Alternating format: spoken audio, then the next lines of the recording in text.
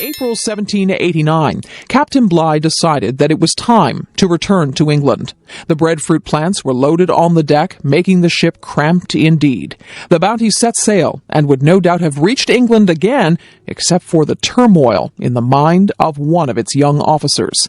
Fletcher Christian was 24 years old, of dark complexion, and from a good family. As the Bounty pulled further from Tahiti, Fletcher seemed to have decided that he didn't want to return to England. Tahiti had been an earthly paradise, and now long months of discomfort aboard ship awaited him. He was too far from Tahiti to return by himself. He would need the Bounty. On April 28, 1789, some of Fletcher Christian's friends seized control of the ship. Captain Bligh and 18 sailors who supported him were put in a small open boat with limited food and water. Meanwhile, Christian and his 24 followers sailed back to Tahiti. Eventually, Fletcher Christian would sail the Bounty to the uninhabited Pitcairn Islands, far to the south of the shipping lanes. Meanwhile, Bligh and his loyal followers sailed in their open boat almost the width of the Pacific Ocean. They suffered from thirst, hunger, and sickness, as well as hostile natives. Finally, they reached Timor in Indonesia in June and eventually made their way to the capital, Batavia.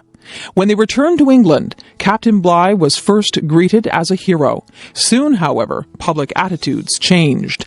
The legend began that Bligh was a cruel tyrant who had caused the mutiny by harsh treatment of his men.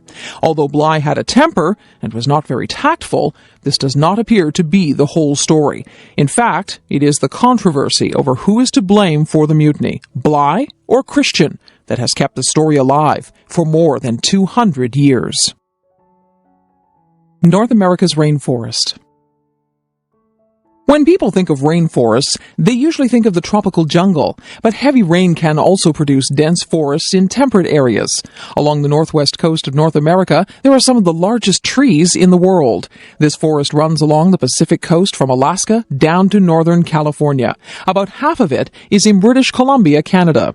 Several species of trees grow to an immense size. Some grow up to 95 meters, 312 feet high, and 12 meters, 40 feet in circumference.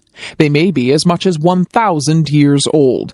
Because the trees are so tall, the forest has various levels of growth. Small plants attach themselves to the tall trees and may form a kind of garden in the air. Further down are the tops of the younger trees. Closer to the ground are shrubs and bushes. Along the ground are moss, ferns, berries, and other plants. These old forests have developed over several thousand years. The tall trees are at least several hundred years old. This old forest has several special features. Some of the dead tall trees remain standing and become homes for insects, birds, and small animals.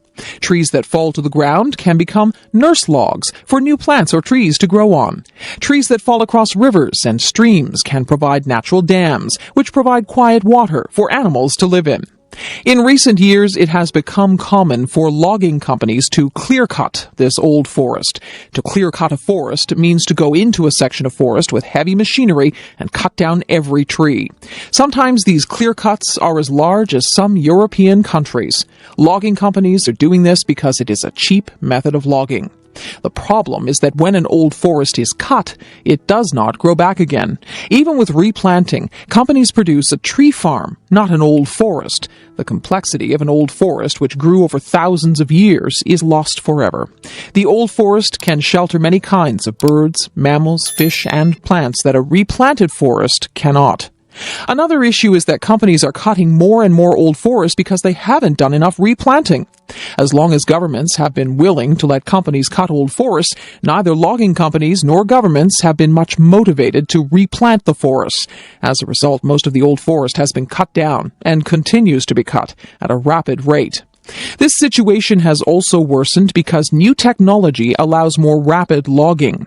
Clear-cut logging results in erosion, which in turn damages the quality of rivers and streams. This causes a decline in the salmon fishery. Animals like grizzly bears, elk, and deer are harmed by the loss of habitat. Likewise, birds that nest in the old forest, such as bald eagles, owls, woodpeckers, and various seabirds, are being threatened. Recently, public interest in the old rainforests has resulted in an increase in tourism. People come to see these spectacular trees and the many plants and animals that depend on them. We hope that these unique temperate rainforests will remain for many more generations to enjoy. Peggys Cove, Nova Scotia. Why do people travel hundreds of miles to look at beautiful scenery? And why does one particular place attract many more visitors than similar places not far away? Peggys Cove in Nova Scotia, Canada is one of those special spots that draws people from all over the world. It is hard to explain its special charm, but anyone who has been there will know what I am talking about. The southern eastern shore of Nova Scotia possesses many picturesque fishing villages and many beautiful seascapes, but one doesn't have to go very far from the capital city of Halifax to see this special spot. There are no trees around Peggys Cove. The dominant feature are huge, round granite rocks, many of them the size of houses. They seem to be pushing up and out of the land and sea. Nestled inside the circle of these rocks is a group of fishing huts. Now and then a fishing boat leaves by the little bay or cove in order to travel out into the great Atlantic Ocean. For nearly 200 years, there have been fishermen at Peggys Cove. All around the little harbor, there are huts or fish stores where the fishermen do their work. Here they bring in the fish and clean them, wash them, and salt them. The salted fish are then stored in barrels. Nowadays, however, more fish are sold fresh than salted. Visiting as a tourist, I wandered into one of these little huts while the fisherman was busy at his work. He explained to me that although Peggys Cove is a tourist destination, it is also a working fishing village. The fishermen get no money from the tourists, but have to take the time to talk to them and explain their work. There are, however, some tourist shops and tea rooms in the vicinity. Part of the charm of Peggys Cove is that it is so small. The population has been well under 100 people for most of its history. The buildings are mostly small dwellings, with the lighthouse being the most prominent structure. A good variety of fish are caught in the area, including mackerel, herring, haddock, cod, and halibut. Lobsters are also trapped nearby. However, because of overfishing, catches have declined in recent decades. The plants and animals of the area are also of interest. Showy purple lupins grow close to the ocean. They thrive on salty ground, and the closer they grow to the spray of the ocean, the better. One of the world's few carnivorous plants, the common pitcher plant, also grows around Peggys Cove. Its leaves trap insects, which are digested to nourish the plant. Common birds are the stately blue heron, which likes to fish in the marshy pools. The heron stands several feet high and spear fish and frogs with its sharp beak. Another bird is the osprey, or fishhawk. The osprey's keen eyes can spot a fish moving beneath the surface of the water. It can dive swiftly, hitting the water with great speed, catch the fish in its claws, and then fly away with its catch. I have also seen pools close to the ocean full of large tadpoles. These tadpoles spend several years in the water before they develop into bullfrogs. Bullfrogs, the largest Canadian frog, have been known to eat baby ducks and small fish. Looking over the little harbor and out toward the great ocean, one notices the contrast between the very small and the very large. If Peggys Cove were larger, it would be more ordinary. As it is, it represents all the little fishing villages where men have gone forth in little boats to fish on the wide ocean. Prince Edward Island. Throughout history, people have dreamed about a special place, remote from the day-to-day business world. Sometimes they have thought of this place as an enchanted world where the weather is always good and the food is always easy to get. Sometimes it has been a hidden valley in the mountains, or an island far out to sea. When the Europeans arrived in the South Pacific, they thought that they had found it. Islands such as Tahiti seemed about as perfect as possible. Nowadays, our cities grow larger and larger, and people have to work harder and harder to succeed. Many people would like to escape to a quieter, slower, more peaceful, more attractive environment. When summer holidays come, many people travel to Prince Edward Island in eastern Canada. It has a mild summer climate and hardly ever gets too hot or dry. The fields, trees, and crops stay green all summer. In fact, PEI is famous for the many shades of green on the island. Its soil and dirt roads are red because of iron oxide in the soil, and visitors are never far away from the blue waters of the Gulf of St. Lawrence. In late June and early July, the roadsides are covered with large purple flowers called lupins. The vivid colors of PEI help make the province a photographer's paradise. Prince Edward Island is almost 100 miles long and about 20 miles wide. It is small enough that a tourist can see much of the island in a couple of days, but there are enough interesting things to see and do that most people like to stay longer. One of the chief traditional occupations is fishing. At one time, fishing was an important source of food and income for many islanders. Now the fisheries are in decline. Boat owners find it more profitable to take tourists out to fish than to fish themselves. Lobsters and shellfish are still important to the island, which is famous for its lobster suppers. Tourists can visit many picturesque little fishing villages all around the coastline. Farming is also important. PEI is famous for its potatoes, which are exported all over the world.